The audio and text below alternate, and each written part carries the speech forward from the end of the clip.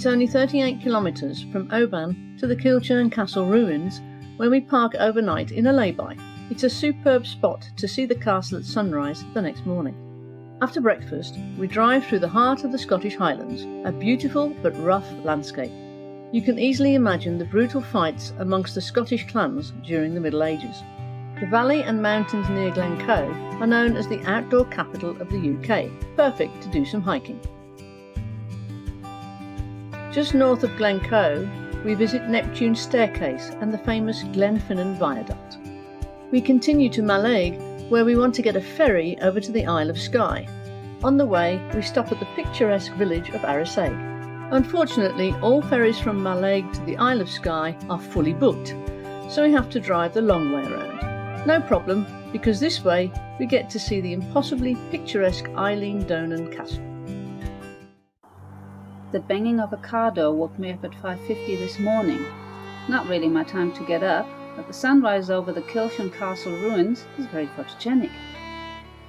It's a bitterly cold morning. You can see the mist rising from the lake and there was frost on the ground, but there's hardly any wind, and look at this reflection. It's just incredible. Kilchurn Castle used to be the home of the Campbell clan and was established around 1450. Clan Campbell was one of the largest and most powerful clans in the Highlands. In 1760, the castle was badly damaged by lightning and was completely abandoned. The remains of a turret of a tower, still resting upside down in the centre of the courtyard, attest to the violence of the storm.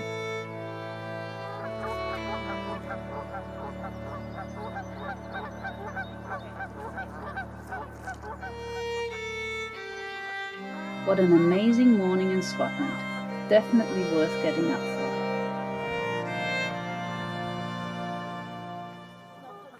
We're on our way to Glencoe. The Scottish Highlands are very sparsely populated. The population density is less than 1/7 of Scotland's as a whole, comparable with that of Bolivia and Russia. The region is dominated by many mountain ranges. It includes the highest mountain in the British Isles, Ben Nevis, which is 1,345 metres high. Between the 15th century and the mid-20th century, it was traditionally the Gaelic-speaking part of Scotland and dominated by the famous Scottish clans. We spend the next 2 nights on the car park of the Three Sisters, near the village of Glencoe. Located within the awe-inspiring Lochaber Geopark in the Highlands, the deep valley and towering mountains of Glencoe were carved out centuries ago by icy glaciers and volcanic explosions. Nice and warm. Keep going. We're gonna survive the day. It's cold, isn't it? Freezing. It really is cold. We made the mistake of not putting the heating on this morning because we thought, we're going to go straight out. And then, well, it started raining, didn't it? So we waited and waited. And put the heater on. And put the heater on. And then the sun came out. Then the sun came out, so we've left all the heat behind us. So, yeah. And what did you just say about your favourite sport? Oh, my favourite sport, it has to be something warm and dry. I've also already decided that. Yeah, that's what getting old does for you. Is that lying in the lounger or what? No, I like my walking. You could do the samba, rumba. That's true. Meringue, rumba, some kind of Brazilian nice dance on it. Yeah, I can do all that. We decided to do the famous Lost Valley hike to the hidden valley where the MacDonald's clan of Glencoe hid their stolen cattle. The 4-kilometre long hike is a steep and rocky path and quite scenic.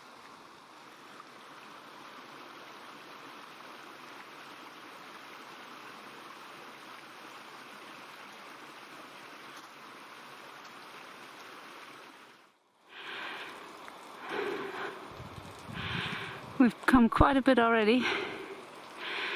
Where you can see the house is the car park. Oh, one of them. We had to get rid of some clothes already because there's no wind in here and it's... You're looking a bit thinner. Yeah, not so much the Michelin girl. And your hair looks nice. Great, thank you. I was always worried when she takes everything off. First thing she has to do is her hair. We see how far we're going. I can see people up on, further up on the top. Ooh. You can hear me puffing. Actually, I think we missed the path because there's one to the right here. But that's part of the fun in the mountains, to scramble a little bit. Helen's a mountain goat anyway, but she didn't take her sticks today. No. Go ahead. This looks better. The 335-metre ascent is tough, but the views are absolutely worth it, and we enjoy the exercise. Really beautiful. This is as far as we go. You can go all the way to the end and then up and over to the next valley, but it's still a long way and we don't have enough to drink with us. It takes us an hour to reach the Lost Valley. This wide and flat expanse of stones and grass is completely cut off and unseen from Glencoe due to the great rock falls in the gorge below. Many of the MacDonalds who escaped from the massacre of Glencoe fled here. Glencoe is definitely one of the most beautiful and otherworldly places in Scotland. It's even featured in films such as James Bond's Skyfall and several Harry Potter movies. We have a dog in crisis. He doesn't like to come down the steep part. We had to use the chain actually to pull ourselves up. Oh, he's an old man.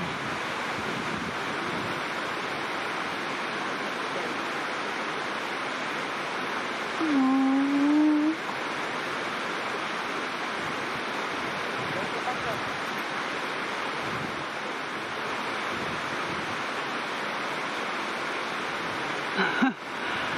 He is patiently waiting though. 35 kilos, yeah.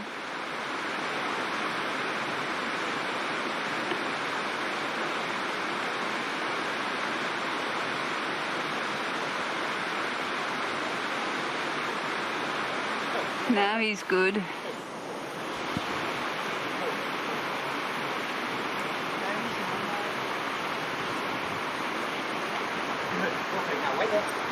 Hello, sweetie.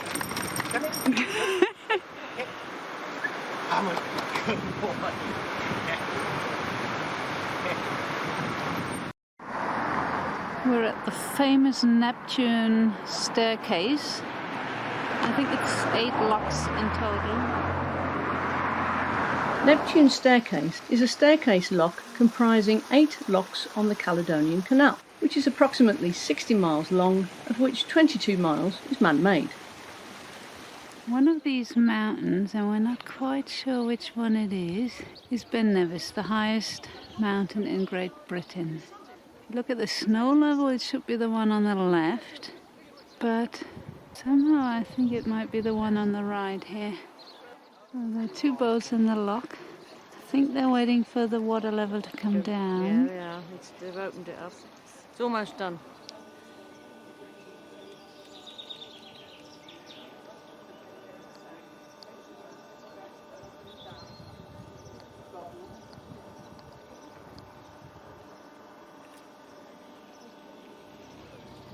The other guys are just pushing their boat, or pulling it basically, with the ropes. Built by Thomas Telford between 1803 and 1822, it is the longest staircase lock in Britain. The 8 locks move boats 20 metres up or down, and it takes about 90 minutes to pass through the system. Each staircase lock is 55 metres long and 12 metres wide.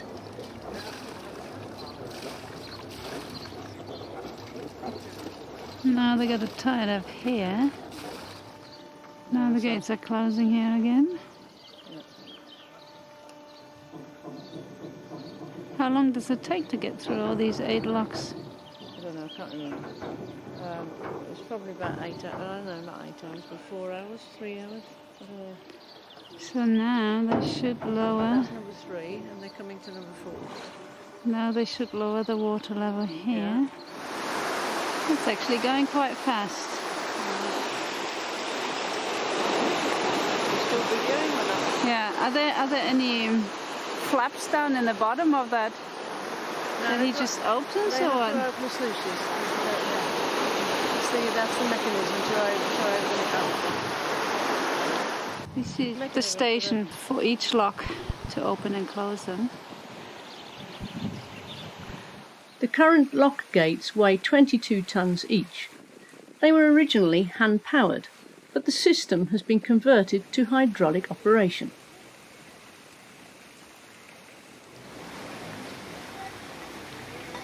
How long does it take to go through all these ones? It takes a bit, I think, to do them all is about an hour and a half. No, it's good for that, it's quite slow. The locks that Port Augustus go up the way are similar, but they get you through dead fast, but there's loads of boats, I think there's a queue, you know, so it's like rushing you in here. Is it 2 hours normally? No. One-way traffic? Aye, it's one-way traffic. So if you come in this way now, somebody else will wait. But they kind of radio ahead and let kind of book in and things, so they know How many are coming to you, then you just wait for 2 traffic people. management. boat management. Traffic lights on the No, definitely, because there's not been anybody else when we've been doing so, but no, the radio in and...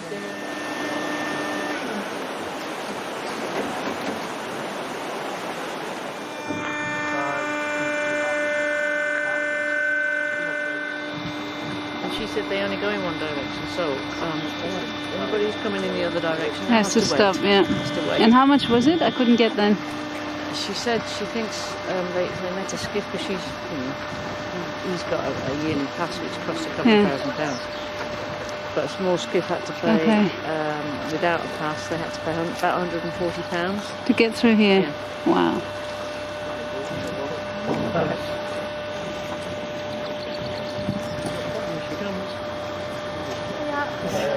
Lovely day. How you doing? Hello. Hi, sitting in a boat for a walk.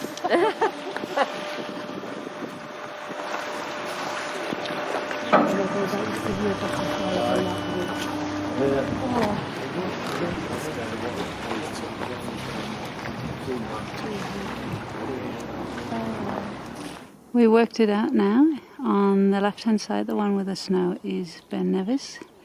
Because apparently there's a ski lift going up there, but it doesn't look like it's in use today. There you can see part of the ski lift. And then you have to walk up along the ridge to the top. Our next stop is the Glenfinnan Viaduct, made famous by the Harry Potter movies. By the time we find a parking spot, we have only 10 minutes before the train arrives. It's too late for us to get to any of the viewpoints, so we have to watch it from a distance. See that woman running? That's Kirsten. She decided to try and get closer for a better shot.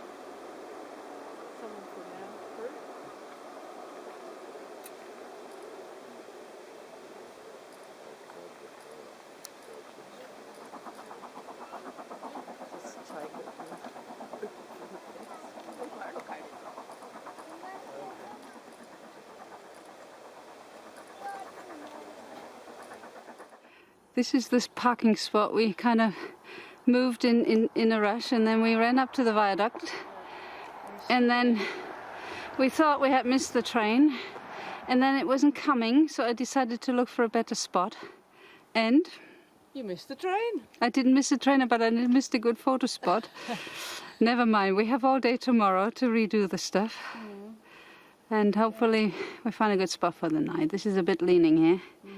And there's another McRent. They're on EPP, we are EXX. Yeah, we're everywhere. Look at the bridge, scouting out the place for tomorrow.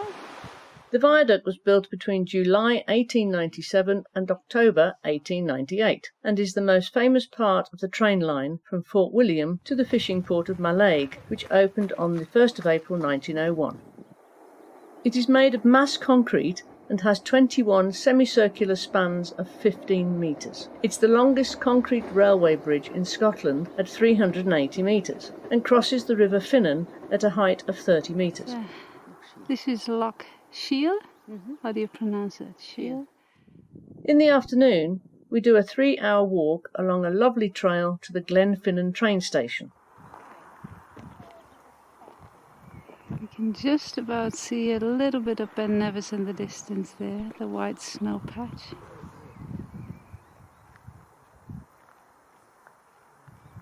Gorgeous weather again this afternoon. We just got to the station.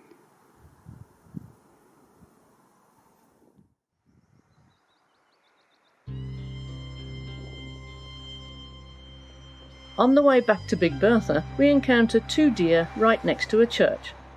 The Scottish red deer migrated from continental Europe sometime in the Stone Age. They're slightly smaller than other Western European red deer, an example of insular dwarfism.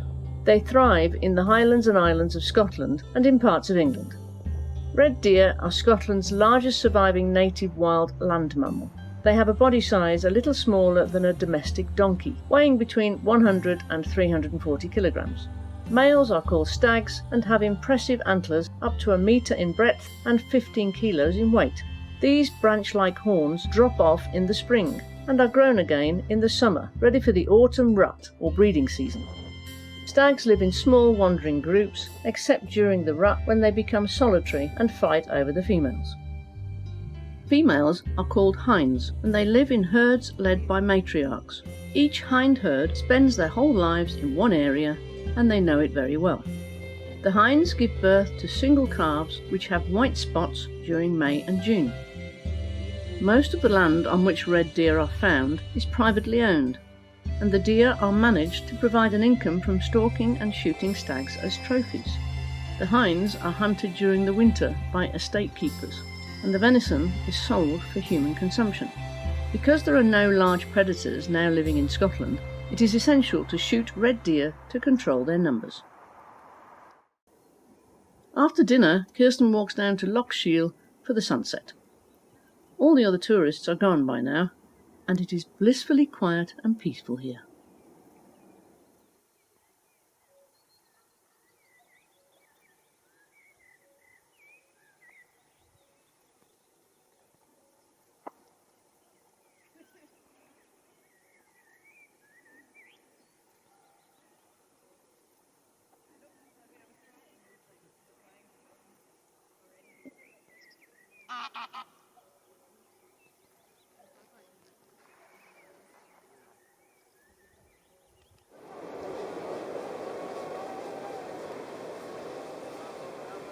The next morning, the famous Jacobite train passes the viaduct right on time at 10:50 a.m. It takes less than 2 minutes to pass the bridge. The steam train on the viaduct appeared in all of the 8 Harry Potter movies, taking the students to Hogwarts.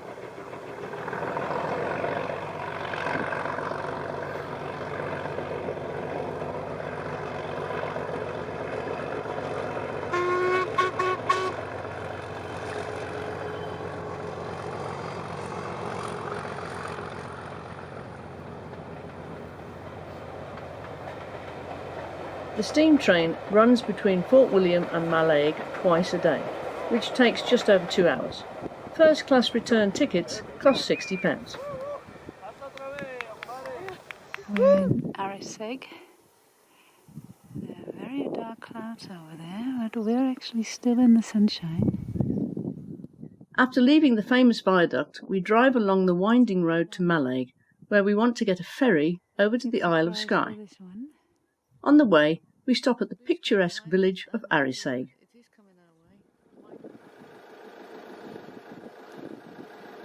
This is the coastal route between Arisaig and Mallaig.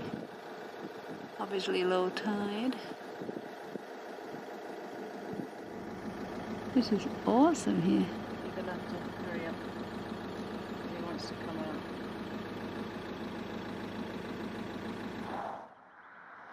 Unfortunately, all ferries from Mallaig to the Isle of Skye are fully booked for the next 2 days. So we have to go back and drive the long way round. They might be very religious. She's walking on her knees. And in the background, Ben Nevis. Ah, no, she can walk. Ah. The Scottish blackface is a British breed of sheep and the most common of the United Kingdom. Despite the name, it did not originate in Scotland, but south of the border. This breed is primarily raised for meat. The long, coarse wool of the Scottish blackface is made into fine carpets, Irish and Scottish tweeds, and used to stuff mattresses. On the 170-kilometre drive from Mallaig to our next destination, the Eilean Donan Castle, we finally get to experience the real Scottish weather. We can hardly see a thing in the pouring rain. Whoa. Just before sunset, we get to Eilean Donan Castle, and the sun comes out. Perfect. Eilean Donan Castle is impossibly picturesque, according to all the guidebooks. The first castle at this location was built over 800 years ago, but the current castle isn't that old. It was built between 1912 and 1932, and is owned by the McRae family.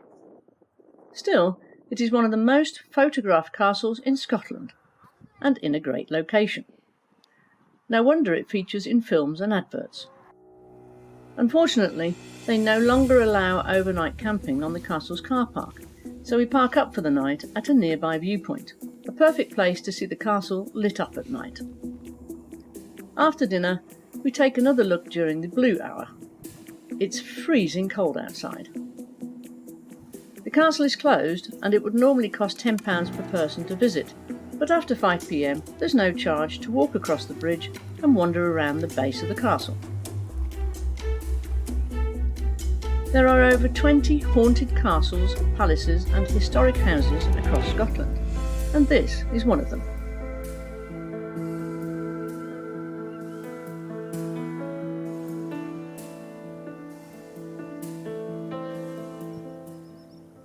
It's been a long day for us. Time for Betty Bido's.